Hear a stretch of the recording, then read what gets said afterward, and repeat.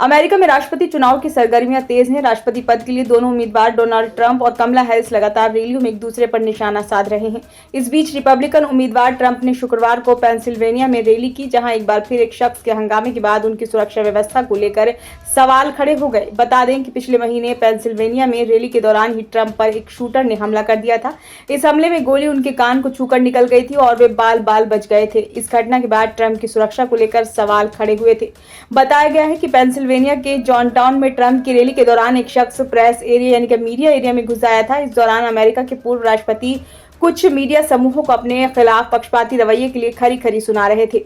इसी दौरान एक शख्स साइकिल रैक में सवार होकर मीडिया एरिया तक पहुंच गया और मंच के ठीक सामने उस जगह चढ़ने की कोशिश करने लगा जहां चैनलों के कैमरे और टीवी रिपोर्टर तैनात होते हैं। शख्स की इस हरकत को देखते ही वहां मौजूद लोगों ने उसे नीचे घसीट लिया। इस दौरान पुलिस अफसर भी घटना स्थल पर पहुंच गए। एक पुलिसकर्मी ने इस दौरान शख्स पर काबू पाने के लिए उस पर टेजर यानी कि शॉक देने वाली बंदूक से वार किए। बाद में पुलिसकर्मी इस शख्स को बाहर ले गए।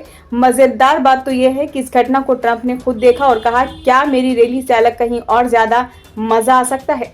इस घटना के ठीक बाद पुलिस ने भीड़ में शामिल एक और व्यक्ति को हिरासत में ले लिया। हालांकि ये साफ नहीं है कि उसे किस वजह से पकड़ा गया है या उसका पहले गिरफ्तार किए गए शख्स से कोई संबंध है। इस घटना के बाद एक बार फिर ट्रंप की सुरक्षा व्यवस्था को लेकर सवाल खड़े हो गए हैं। दरअसल ट्रंप की सुरक्षा के लिए तैनात सीक्रेट सर्विस और पुलिस कर्मियों पर लोगों की जांच के बाद ही उन्हें रैली में शामिल होने की अनुमति से जुड़ी जिम्मेदारी होती है। हालांकि पेंसिल्वेनिया में अचानक एक शख्स के घुस जाने की घटना ने फिर से ट्रंप की सुरक्षा के मुद्दे को केंद्र में ला दिया है। पेंसिल्वेनिया में 14 जुलाई को ट्रंप की रैली के दौरान हुई गोलीबारी। इस घटना में एक व्यक्ति की जान गई थी, वहीं 2 अन्य लोग घायल भी हुए थे। हमलावर की पहचान 20 साल के थॉमस मैथ्यू क्रुक्स के रूप में हुई थी, जिसे हमले के तुरंत बाद सीक्रेट सर्विस स्नाइपर्स ने ढेर कर दिया था। हमले में ट्रंप बाल बाल बच गए थे और गोली उनके कान को छूकर निकल गई। ब्यूरो रिपोर्ट, नई दिल्ली।